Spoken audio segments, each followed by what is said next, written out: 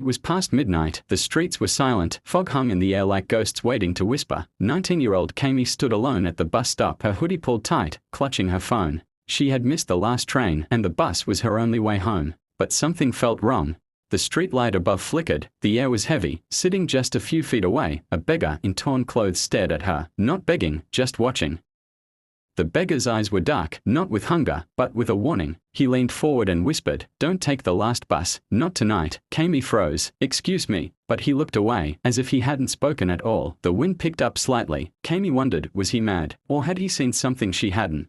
A loud screech echoed through the fog. Headlights appeared, dim and flickering, as an old rusty bus pulled into the stop. No one was driving, but the doors opened slowly with a loud creak, as if inviting her in. Kami turned to the beggar, but he just looked away, his expression now filled with silent dread. The road was empty, the night cold. She had no choice.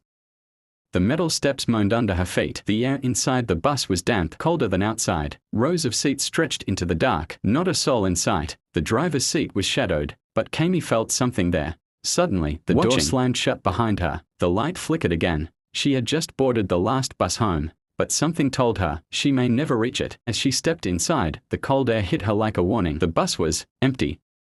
No driver, no passengers, just old, rotting seats and the smell of something forgotten. The lights flickered overhead, like they too were scared. She walked down the aisle, her footsteps echoing in silence. Was this even a running bus, or something else?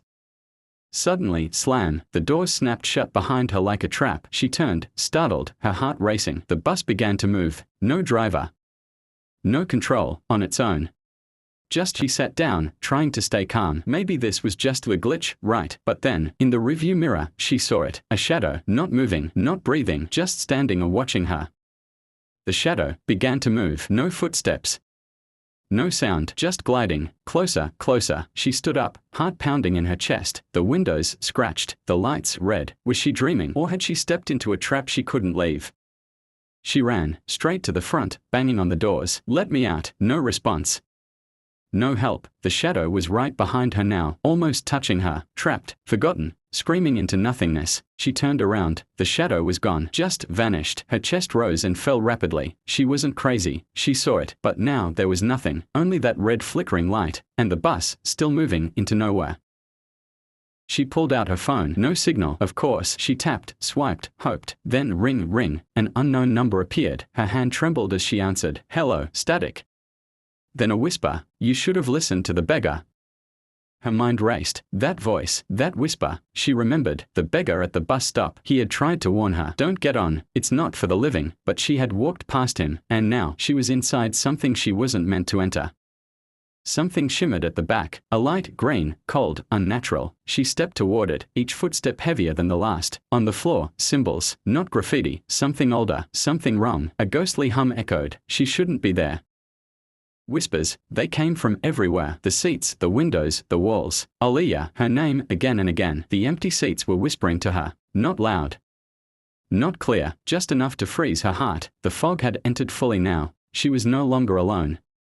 Her eyes caught movement. One of the seats wasn't empty anymore. A woman sat there, dressed in white, pale, wet hair covering most of her face, blood on her sari. Her head tilted slowly. Blank, dead eyes met hers. Aliyah froze. She wasn't imagining anymore.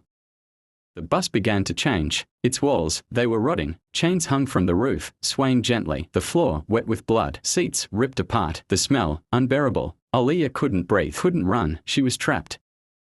Her eyes locked on the driver's mirror. She saw herself, but behind her, the woman, standing, smiling. But when she turned, nothing. The mirror fogged up, hiding the truth again.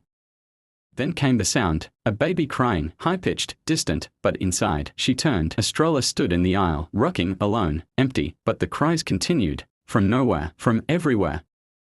Leah ran, toward the back door, toward escape, but the woman was already there, her eyes wide, mouth open in a scream, but no sound came, just silence. Aliyah slipped, fell backward, and everything went dark.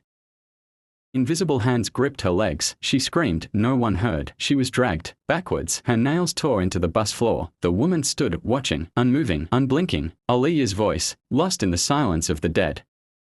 She couldn't move, couldn't scream. Shadows circled her. Hands touched her. Whispers filled the air. Voices of the forgotten, trapped souls. They spoke of death, of revenge, of never escaping.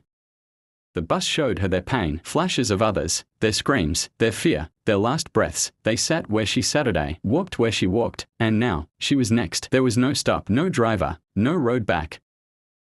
Then, silence, just silence. She sat in the middle, eyes hollow, lips unmoving. The woman was gone. So were the voices, so was time. She didn't cry, didn't scream. She had become part of the bus. Another passenger, another story. Another night, another passenger, a different face. Same story. The old bus arrived, as always. Its door opened. Inside, Aaliyah now sat, waiting, her eyes empty, staring out. She had become part of the cycle. The last stop never ends.